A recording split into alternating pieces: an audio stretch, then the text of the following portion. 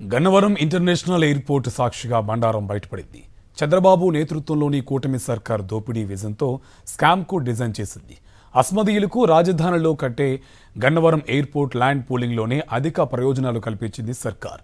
CM Chandrababu సన్నిహితులు Gannavaram airport సమీపంలో భూములు కొనుగోలు చేసి అదే భూమిని ల్యాండ్ పూలింగ్ కింద ఇచ్చి రాజధానిలో అత్యంత కీలక ప్రాంతాల్లో ప్లాట్లు దక్కించుకున్నారు. దోచుకో పంచుకో తినుకో విజన్తో చంద్రబాబు సర్కార్ కుంభకోణాలకు డిజైన్ చేస్తుందనడానికి గన్నవరం అంతర్జాతీయ విమానాశ్రయమే నిదర్శనం.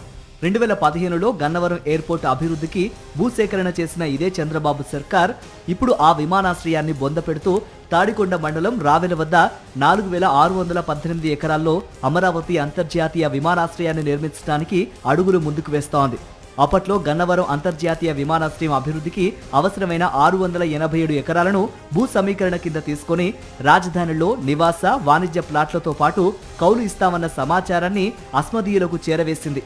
దాంతో సీఎం చంద్రబాబుకు సన్నిహితులైన బలుసు శ్రీనివాసరావు, బెజవాడ రమేష్, ఆలూరు బుజ్జిబాబు, ఆలూరు శ్రీనివాసరావు వంటి వారు తక్కువ ధరలకే గన్నవరం మండలం కీసరపల్లి, చిన్న ఔటుపల్లి, బుద్ధవరం, అల్లాపురం, అజ్జంపూడి గ్రామాల్లో విమానాశ్రయం విస్తరణకు అవసరమైన భూముల్ని కొనుగోలు చేశారని రైతులు చెబుతున్నారు.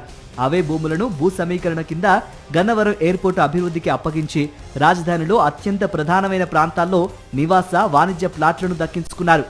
గన్నవరం ఎయిర్పోర్టు అభివృద్ధికి కీసరపల్లిలో 39.15 ఎకరాల భూమిని సీఎం చంద్రబాబు సన్నిహితుడు సినీ నిర్మాత చెరసాని అశ్వినీ దత్ భూ సమీకరణ కింద ఇచ్చి రాజధానిలో వెస్ట్రన్ బైపాస్ కు సమీపంలో 3 రోడ్ల కూడలిలో 17,580 గజాల వాణిజ్య ప్లాటు, దానికి సమీపంలోనే 1000 గజాల చొప్పున 38 నివాస ప్లాట్లు, 150 గజాల మరో నివాస ప్లాట్ను దక్కించుకున్నారు.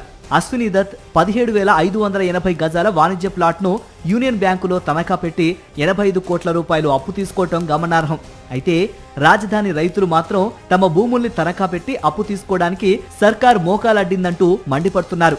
రాజధాని కోసం భూములు ఇచ్చిన తమకు చెరువులు, ముంపు ప్రాంతాలు, శ్మశానాల పక్కన ప్లాట్లను లాటరీ పేరుతో అంటగట్టారని ఆగ్రహం వ్యక్తం చేస్తున్నారు. విభజన చట్టంలో ఇచ్చిన హామీ మేరకు గన్నవరం ఎయిర్పోర్ట్ను అంతర్జాతీయంగా అభివృద్ధి చేయడం కోసం కొత్త రన్వే, కొత్త టెర్మినల్, ఫ్లైఓవర్లు, మౌలిక వసతుల కల్పన పనులు చేపట్టేందుకు 4,000 కోట్ల వ్యయంతో 2015లో కేంద్రం సిద్ధమైంది. అందుకు అవసరమైన 687 ఎకరాలను తమకు అప్పగించాలని రాష్ట్ర ప్రభుత్వాన్ని కోరింది. దీంతో ఆ భూమిని సమీకరించాలని అప్పటి చంద్రబాబు సర్కార్ నిర్ణయించింది. పట్టా భూమైతే ఎకరానికి మెట్ట, జరీబుతో సంబంధం లేకుండా 1000 గజాల నివాస ప్లాటు, 450 గజాల వాణిజ్య ప్లాట్తో పాటు ఏడాదికి 50,000 చొప్పున ప్రతి ఏటా 5,000 పెంచుతూ 10 ఏళ్ల పాటు కౌలు ఇస్తామని నిర్ణయించింది. ఇదే విషయాన్ని అస్మదీయులకు ఉప్పందించింది. దాంతో గన్నవరం విమానాశ్రయం విస్తరణకు సమీకరించే 687 ఎకరాల్లో పచ్చ గద్దలు వాలాయి. టీడీపీ నేతలు తమ దగ్గర నుంచి తక్కువ ధరలకే భూములు కొనుగోలు చేస్తూ తొలుత అగ్రిమెంట్ చేసుకుని భూ సమీకరణ నోటిఫికేషన్ వెలువడిన తర్వాత రిజిస్ట్రేషన్ చేసుకుని వాటిని ప్రభుత్వానికి అప్పగించారని రైతులు వాపోతున్నారు.